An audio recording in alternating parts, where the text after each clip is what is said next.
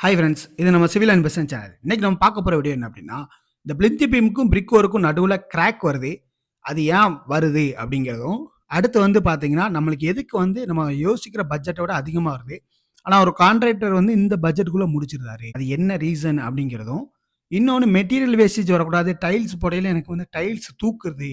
அது எதுக்கு நம்ம டைல்ஸ் எல்லாம் ஒழுங்கா தான் ஒட்டுறாங்க. ஆனா டைல்ஸ் தூக்குது அப்படின்னா, அதுவுமே இந்த பிரிக் ஒர்க், பேஸ்மெண்ட் பிரிக் ஒர்க்ல வந்து சம்மந்தப்பட்டிருக்கு. அது என்ன அப்படிங்கிறதும், இன்னொன்னு இந்த பிரிக் வந்து சில இடத்துல பேஸ்மெண்ட்டுக்குள்ள வந்து பார்த்தீங்கன்னா, வெளியவும் மேல கட்டக்கூடிய பேஸ்மெண்ட் பெல்ட்டுக்குள்ள வந்து பார்த்தீங்கன்னா, உள்ள அந்த மாரி அலைன்மென்ட் எல்லாம் மாறுபடுது. அது என்ன அப்படிங்கிறதும் கம்ப்ளீட்டா இந்த வீடியோல பார்ப்போம். ஸோ வீடியோ ஸ்கிப் பண்ணாம பாருங்க. கட்டாயம் இது கொஞ்சம் யூஸ்ஃபுல்லா இருக்கும். இந்த மாரி யூஸ்ஃபுல்லான வீடியோ உங்களுக்கு யூஸ்ஃபுல்லா இருக்கும், மத்தவங்களுக்கு யூஸ்ஃபுல்லா இருக்கணும் அப்படின்னு நினைச்சீங்கன்னா, வீடியோ லைக் பண்ணிட்டு பாருங்க. வாங்க வீடியோக்குள்ள போலாம். ஒரு அழகான ஒரு பிளான் தேவை. இல்லைன்னா வாஸ்துப்படி நான் வந்து வீடு கட்டலான்னு இருக்கேன். ஸோ அது எனக்கு தேவை. அது மாதிரி அந்த பிளானுக்கு எவ்வளோ மெட்டீரியல் வரும், மணல், சிமெண்ட்டு, செங்கல், அதுக்கான காஸ்ட் எவ்வளவு, அந்த பில்டிங்க்கான ஓவரால் காஸ்ட் எவ்வளவு அப்படிங்கிறது எனக்கு ஒரு எஸ்டிமேஷன் நான் பண்ணி தரணும். அப்படின்னாலும் இல்லை அப்படின்னா பிளானுக்கு என்ன சைஸில் பில்லர் போடணும், என்ன கம்பி போடணும், எத்தனை கம்பி போடணும், எவ்வளோ குவான்டிட்டி ஆஃப் ஸ்டீல் போடணும் அப்படிங்கிற கம்ப்ளீட் செக்சுரல் சம்மந்தமான டீட்டெயில் வேணும். இல்லை அப்படின்னா அந்த பிளானுக்கு எலிவேஷன் தேவை, முகப்பு தேவை. அதுக்கடுத்து டவுட்டு எதாக இருந்தாலும் கீழே ஒரு நம்பர் இருக்க, நீங்கள் அது கான்டாக்ட் பண்ணுங்கள். ஃபர்ஸ்ட்டு நம்மளுக்கு வந்து அந்த விரிசல் எதுக்கு வருது அப்படின்னா, நம்ம போடக்கூடிய பீமும் அடுத்து மேலே வைக்கக்கூடிய, ஏன்னா பீமு நம்ம போட்டு செட் ஆயிரும். 1 நாள் 2 நாள் அது வந்து செட் ஆயிரும். அதுக்கு மேலே நம்ம வந்து அடுத்து வந்து மாற்று வைக்கும். அது வந்து அந்த பீமோட பாண்டிங் ஆவாது. சரிங்களா? ஏன்னா மாற்று வந்து நான் நார்மலா 1:6, 1:7 அந்த பிரிக் ரேஷியோ. அதோட இது வந்து செட் ஆகணும் அப்படின்னா, ஒண்ணு நம்ம வந்து சிமெண்ட்ட வந்து தண்ணீல மிக்ஸ் பண்ணி, சிமெண்ட்ட வந்து லிக்யூடா பண்ணி மேல ஊத்திட்டு நம்ம வந்து பிரிக் ஒர்க் பண்ணணும்.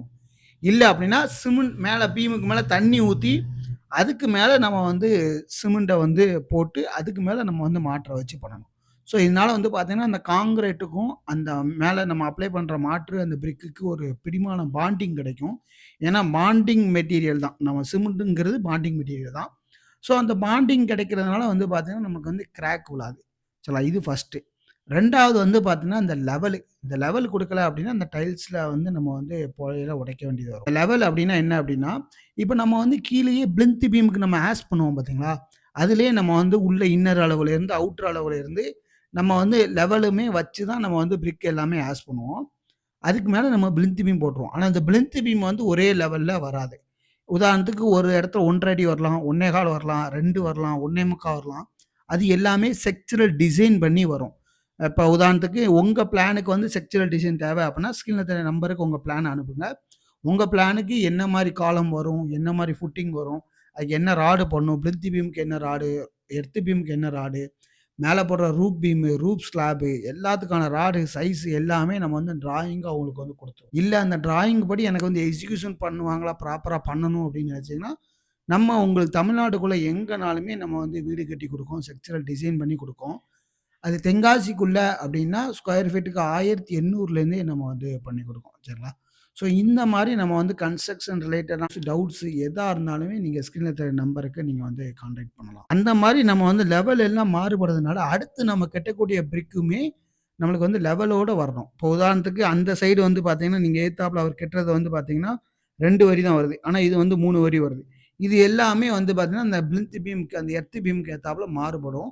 ஸோ, அதனால வந்து பார்த்தீங்கன்னா, நம்ம வந்து டாப்ல வந்து லெவல் குடுத்துறணும். அந்த டாப் லெவல்ல வந்து பார்த்தீங்கன்னா, எல்லாமே ஒரே ஈக்குவலா இருக்க மாரி தான் நம்ம பேஸ்மெண்ட் பெல்ட் போடுறதுக்கு முன்னாடியே லெவல் குடுத்துறணும். ஒவ்வொரு கான்கிரீட் நம்ம போடுறதுக்கு முன்னாடி அது பேஸ்மெண்ட் பெல்ட்டா இருக்கட்டும், லிண்டல் பெல்ட்டா இருக்கட்டும், இல்ல ரூப் பீமா இருக்கட்டும், எல்லாத்துக்குமே நம்ம அது கீழ உள்ள பிரிக் ஒர்க் எல்லாமே ஒரே லெவல்ல வச்சுக்கணும். ஒரு வேள அந்த ரூப் பீம் எதுவும் மாறுபடல, இல்ல அப்படின்னா அந்த லிண்டல் பீம் எதுவும் மாறுபடல அப்படின்னா, நம்ம வந்து ஒரே லெவல்ல வச்சு நம்ம வந்து பண்ணா மட்டும் தான், இதுக்கு மேல கூடிய நம்ம வந்து மண்ணுமே ஒரே லெவல்ல வந்துரும். நம்ம டைல்ஸ் போடுறதுமே இதுக்கு மேல கரெக்ட்டா நம்மளுக்கு வந்து லெவல் பார்த்து நம்ம வந்து மெட்டீரியல் வேஸ்டேஜ் வராது. உதாரணத்துக்கு நீங்க இந்த லெவல வந்து முன்ன பின்ன வச்சுட்டீங்க அப்படின்னா, இந்த லெவலுக்காண்டி அவர் வந்து என்ன பண்ணுவாரு அப்படின்னா, இப்போ 1 இன்ச் ஒரு இடத்துல கூடிருச்சு அப்படின்னா, அந்த 1 இன்ச் கூடுனதுக்கு ஏத்தாப்புல தான் அவர் வந்து டைல்ஸ் வந்து அதுக்கு மேல 1 1/2 இன்ச் மாற்று வச்சிருக்காரு அப்படின்னா, இன்னொரு பக்கம் நீங்க வந்து எது கம்மியா இருக்கோ அதுல பூரா நீங்க வந்து 1 இன்ச் வந்து எக்ஸ்ட்ரா நீங்க வந்து மெட்டீரியல வந்து போடுற மாரி இருக்கும். ஸோ இந்த மாரி மெட்டீரியல் வேஸ்டேஜ் வரதுனாலயுமே நெறைய கன்ஸ்ட்ரக்ஷன் வந்து காஸ்ட் வந்து ஓவர் காஸ்ட் ஆயிருது.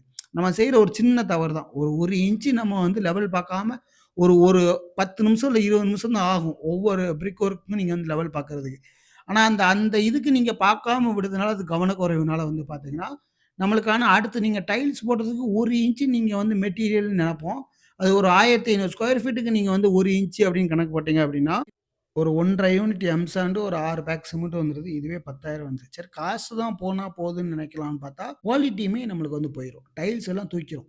ஏன்னா பிசிசிக்கு மேல ஒரு 3 இன்ச்சுக்கு நீங்க வந்து கலவை போட்டீங்கன்னா, ஆல்மோஸ்ட் இன்னொரு பிசிசி போடுறது மாரி.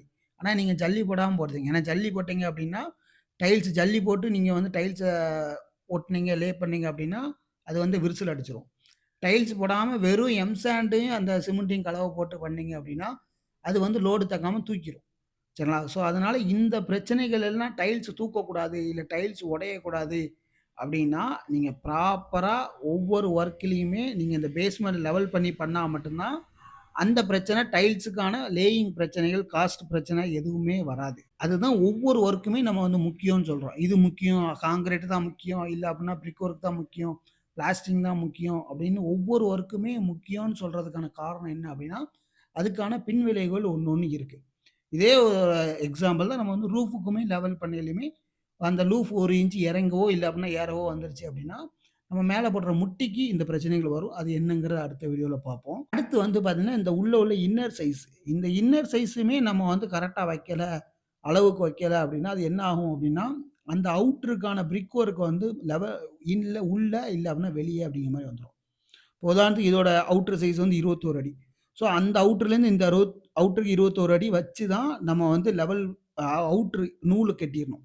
அந்த நூலு வந்து பார்த்தீங்கன்னா, அந்த சரம், அந்த அவுட்டரோட சரம் வரைக்கும் கட்டி, ஒரே லெவல்ல நம்ம வந்து கொண்டு வரணும். அப்படின்னா தான் அடுத்த கட்டக்கூடிய பிரிக் ஒர்க்குமே அதுக்கு மேல லோடு எல்லாமே உட்காரும். நம்மளுக்கு வந்து உள்ள, வெளிய அப்படிங்கிற மாரி நம்மளுக்கு வந்து அலைன்மென்ட்டும் மாறுபடாது. சரிங்களா? ஸோ அதையுமே இந்த பிளிந்த் பீம்ல நம்ம வந்து மெஷர்மென்ட் செக் பண்ணணும். ஒவ்வொரு ஒர்க்குமே. அடுத்து பேஸ்மென்ட் பெல்ட் போட்டதுக்கு அப்புறமே நம்ம பிரிக் ஒர்க் ஸ்டார்ட் பண்றோம் அப்படின்னா, அதுலயும் நம்ம வந்து மெஷர்மென்ட் எடுக்கணும், லெவல் பார்க்கணும். எல்லாமே ஒவ்வொன்னுமே அதே மாரி, இதே மாரி சிமெண்ட் மிக்ஸ் பண்ணி அந்த மாற்ற வந்து கீழ வந்து அப்ளை பண்ணதுக்கு முன்னக்கூட்டி நம்ம வந்து அந்த லிக்விட ஊத்தணும். ஸோ இவ்வளவு பிரச்சனைகள் எல்லாத்தையுமே நம்ம ஒவ்வொரு ஒர்க்கையுமே கவனிச்சு பண்ணா மட்டும் தான், நம்ம வீட்டுக்கான குவாலிட்டியா இருக்கட்டும், இல்ல அப்படின்னா மெட்டீரியல் வேஸ்டேஜா இருக்கட்டும், நம்மளுக்கு வராம தவிர்க்கலாம். சரிங்களா? ஏற்கனவே சொன்ன மாரி தான் உங்களுக்கு குவாலிட்டியான வீடு கட்டணும் அப்படின்னா, ஸ்கில்ல தெரிய நம்பருக்கு நம்ம வந்து பட்ஜெட் ஃப்ரெண்ட்லியா தான் பண்றோம். சரிங்களா? எதுவுமே காஸ்ட் அதிகம்னு கிடையாது. எப்படி நம்ம பட்ஜெட் ஃப்ரெண்ட்லியா பண்றோம் அப்படின்னா, இந்த மாரி மெட்டீரியல் வேஸ்டேஜ நம்ம வந்து அவாய்ட் பண்றோம். அடுத்து வந்து பார்த்தீங்கன்னா, லேபர் வேஸ்டேஜையும் நம்ம வந்து அவாய்ட் பண்றோம். ஸோ அதோட பெனிஃபிட்ட கிளையண்ட் ஆகிய உங்களுக்கு நம்ம வந்து குடுத்து பண்றோம். சரிங்களா? ஸோ அதனால பட்ஜெட் ஃப்ரெண்ட்லியா நீங்க வந்து ஒரு குவாலிட்டியான வீடு கட்டணும் அப்படின்னு நினைச்சீங்க அப்படின்னா, ஸ்கில் நம்பருக்கு நீங்க வந்து கான்டாக்ட் பண்ணுங்க.